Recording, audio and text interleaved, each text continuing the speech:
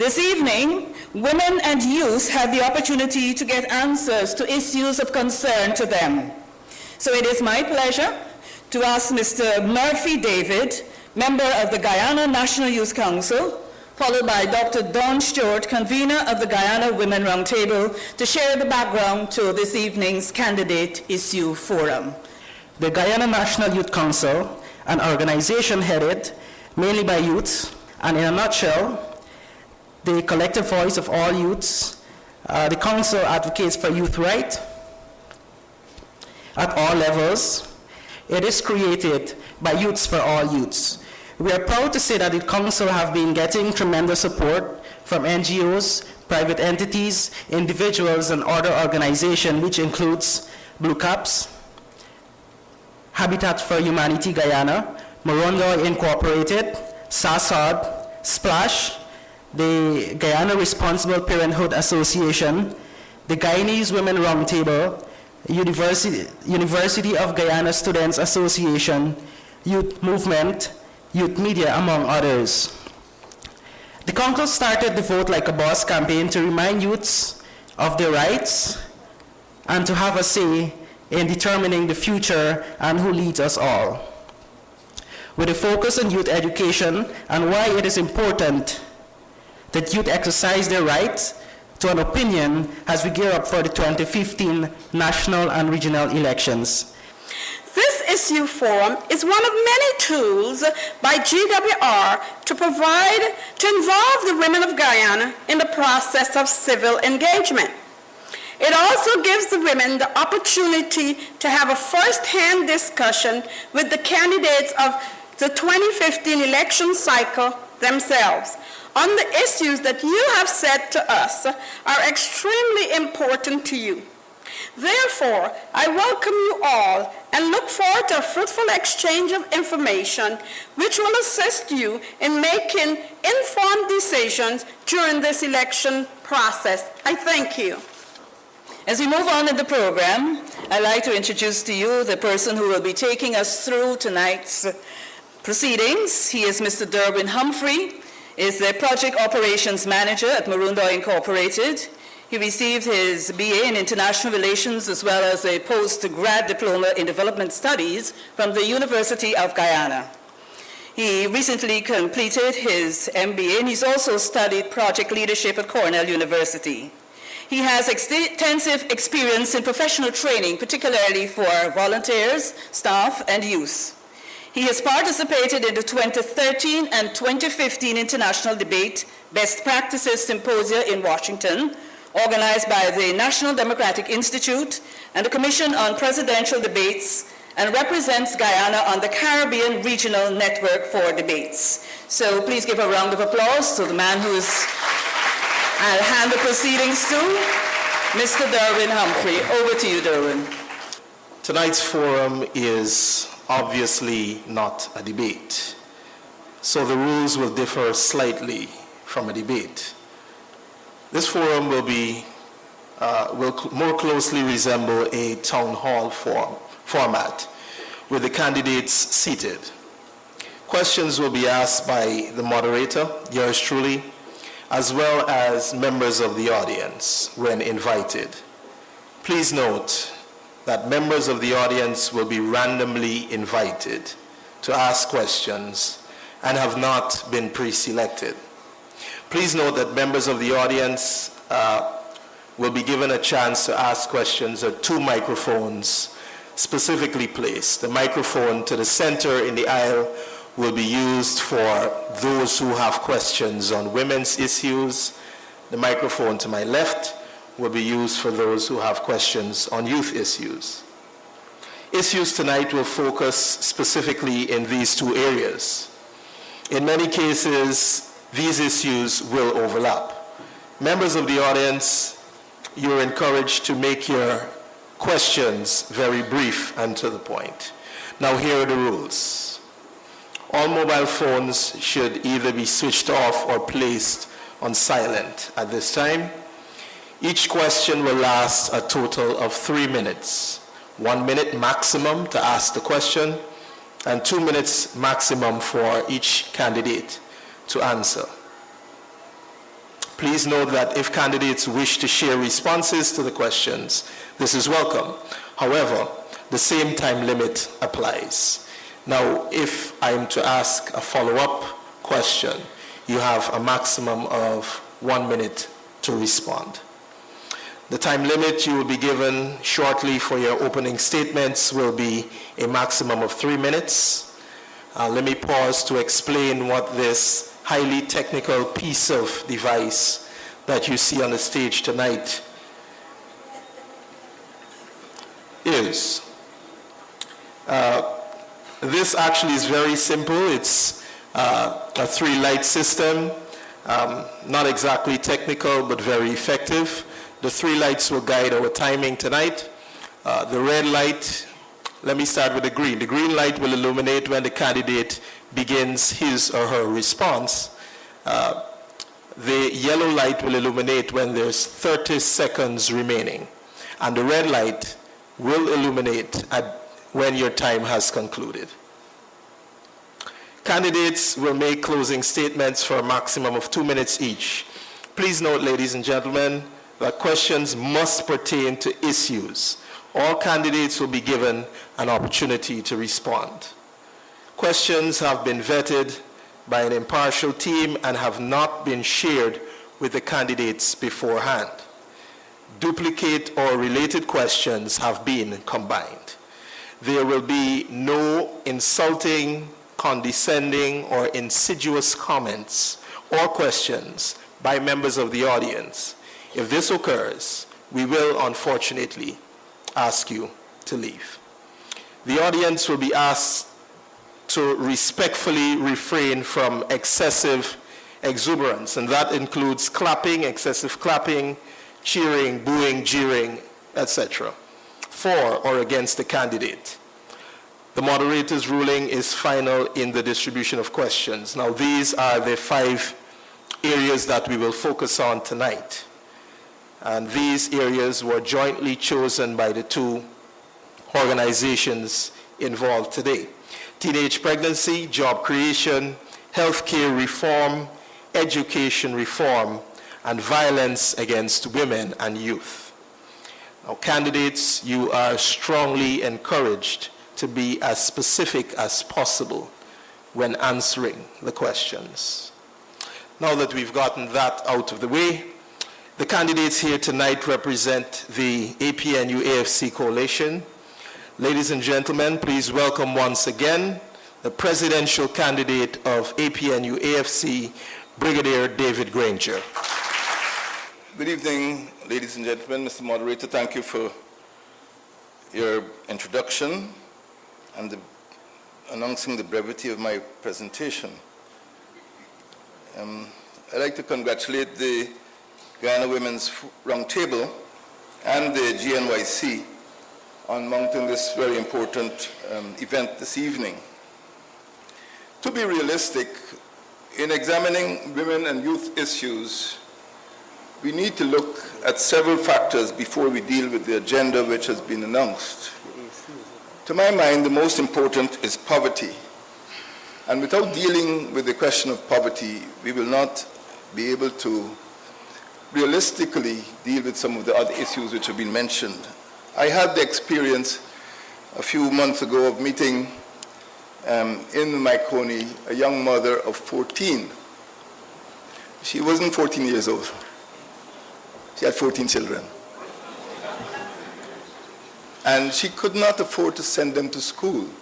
So there's no point speaking about education, speaking about nutrition, speaking about other domestic problems unless you deal with the fact that there are many mothers who simply cannot afford to bring up their children, cannot afford to provide for what is required in the household. So poverty has to be at the basis of APNU-AFC's approach to dealing with issues affecting women and youth.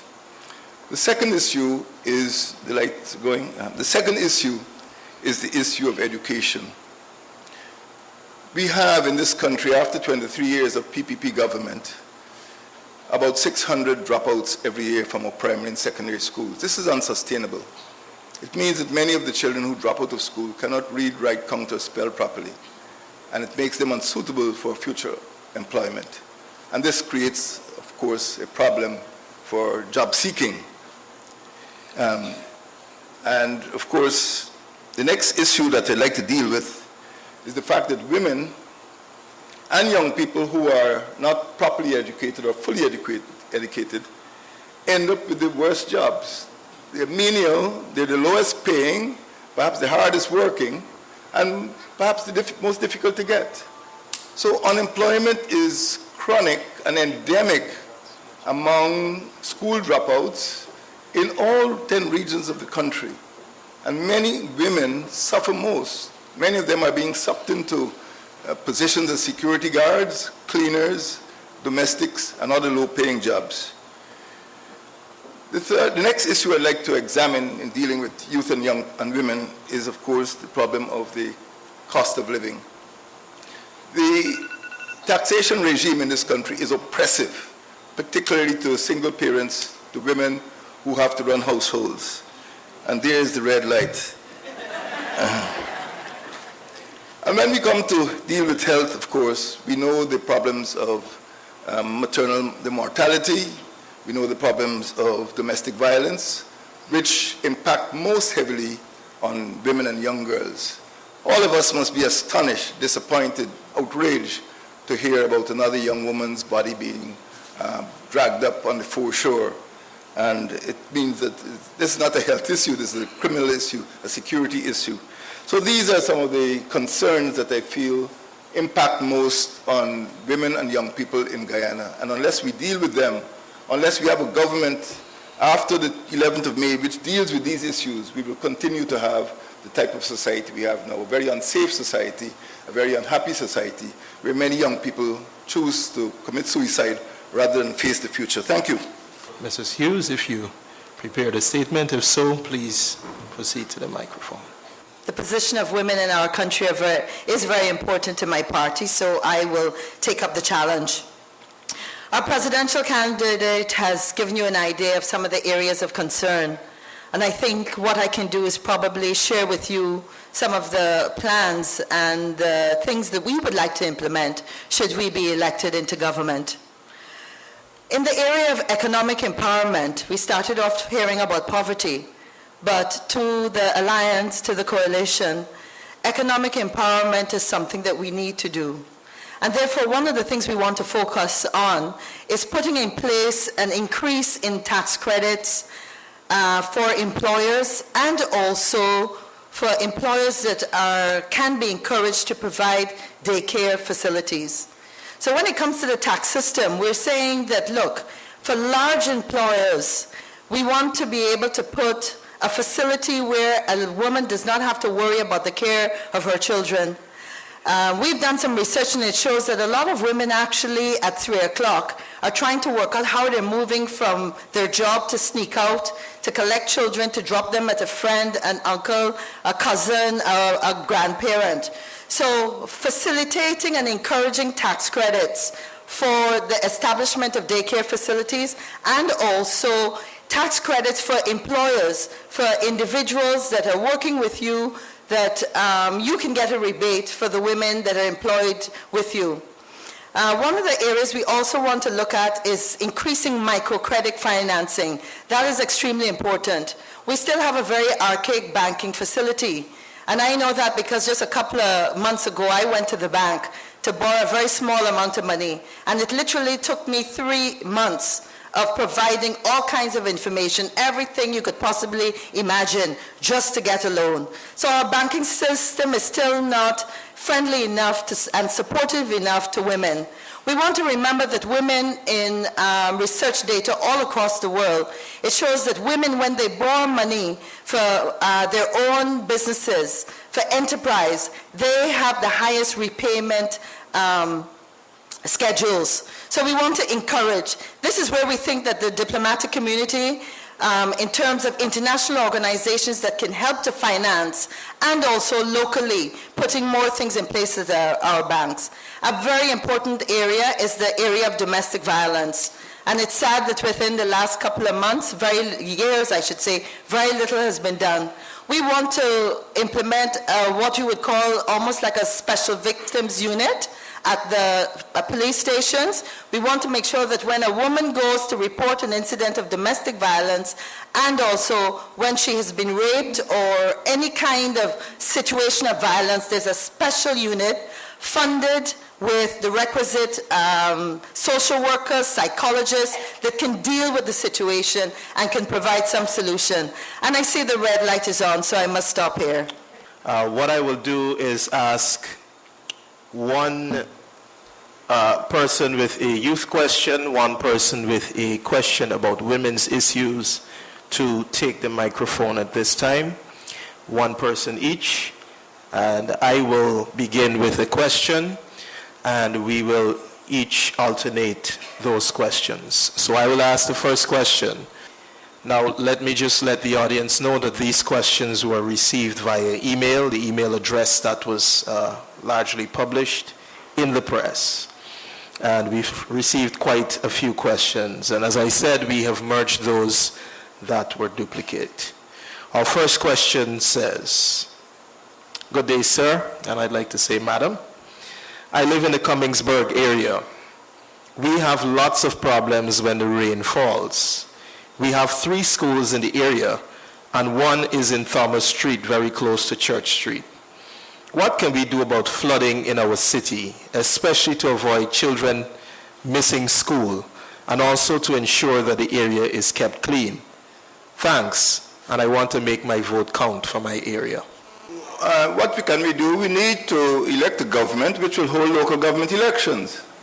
We need to elect a government which respects the democratically elected municipal government, that is the Georgetown City Council, so that they can be properly funded and keep the drains clear and relieve flooding during periods of heavy rainfall.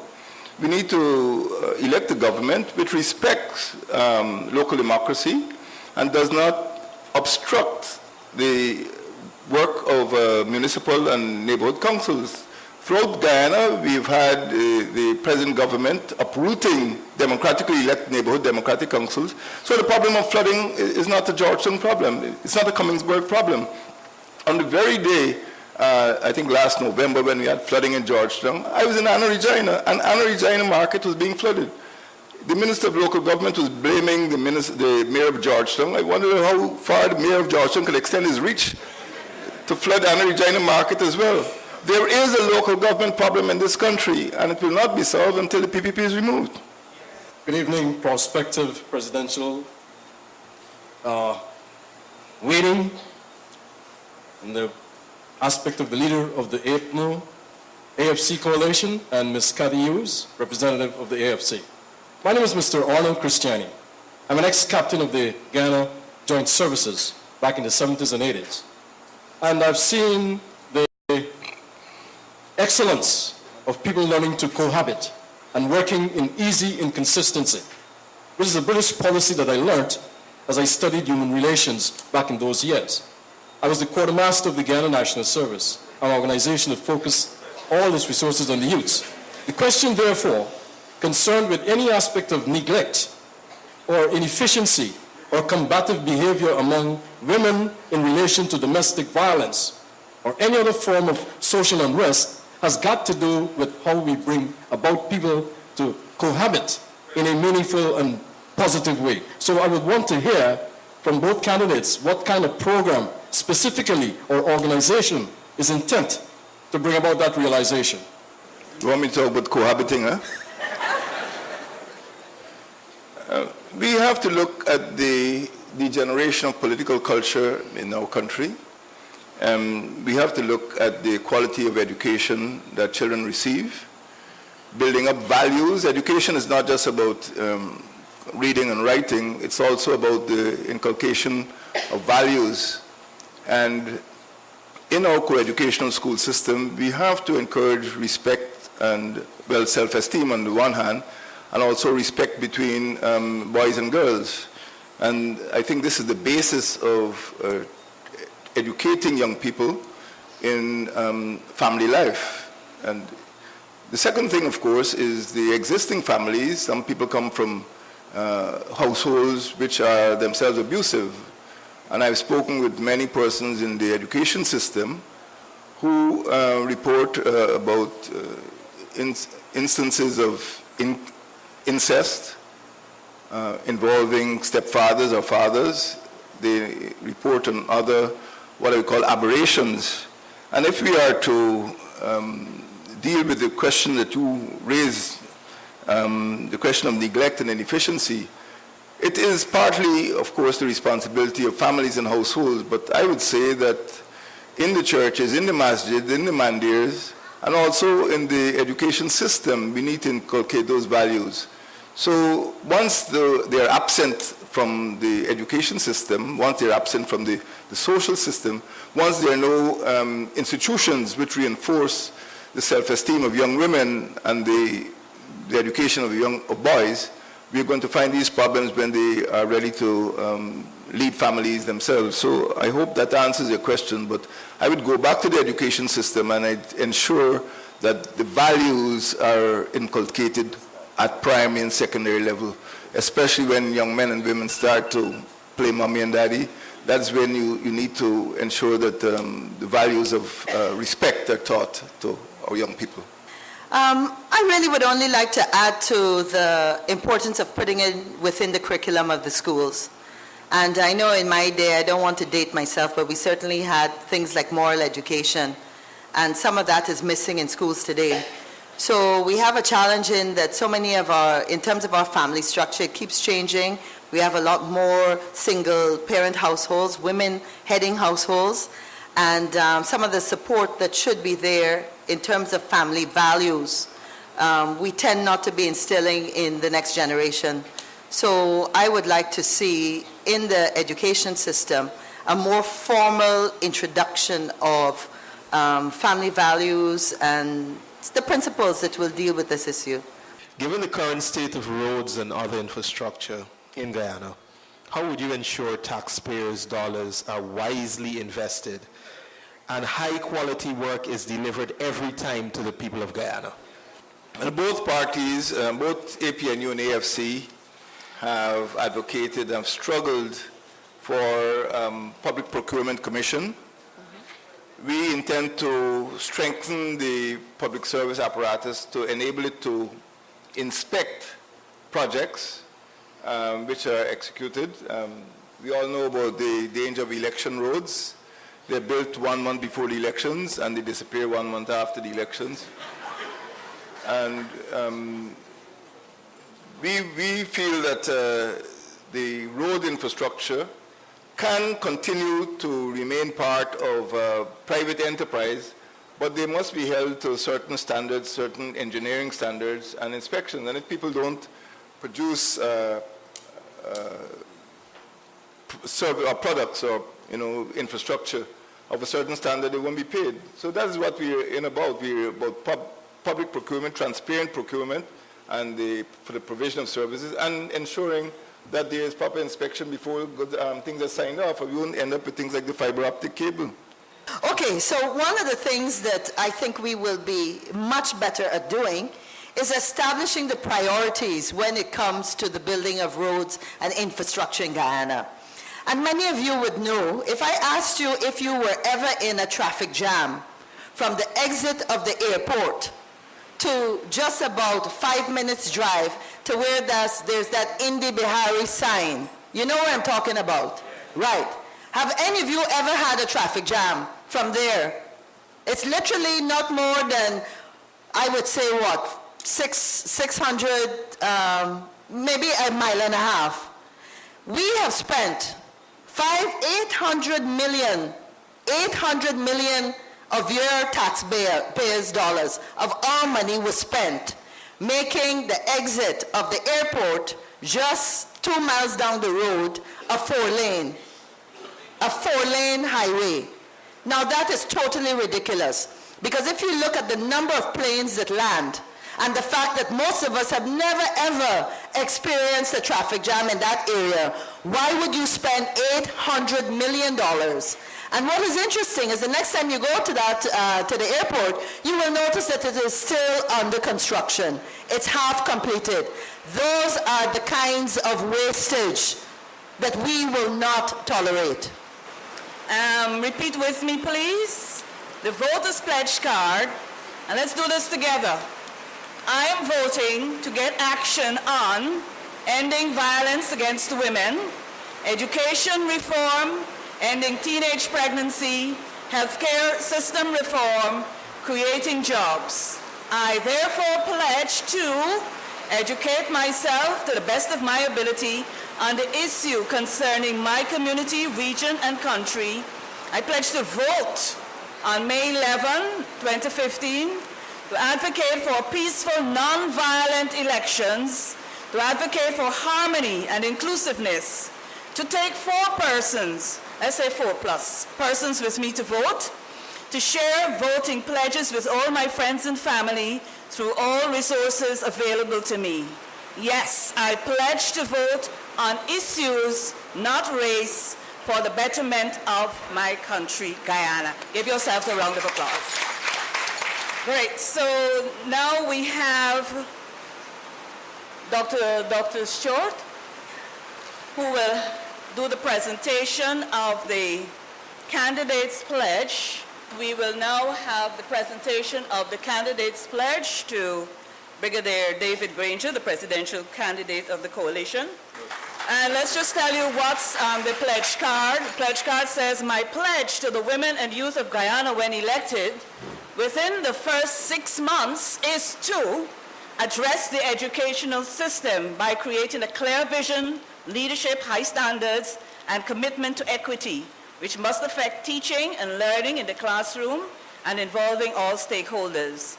I pledge to address violence against women, to address reforming of the healthcare system, to address teenage pregnancy, and to allocate resources, and to allocate the necessary resources to prevent teenage pregnancy, to prosecute persons accused of statutory rape, to prosecute parents who settle outside courts, to empower communities, adolescents, and young people to prevent and respond to early sexual activity in teenage pregnancy, and finally to incorporate sexual education in the educational framework. I pledge also to address job creation, to ensure greater and more fruitful collaboration between governments and the private sector to increase employment.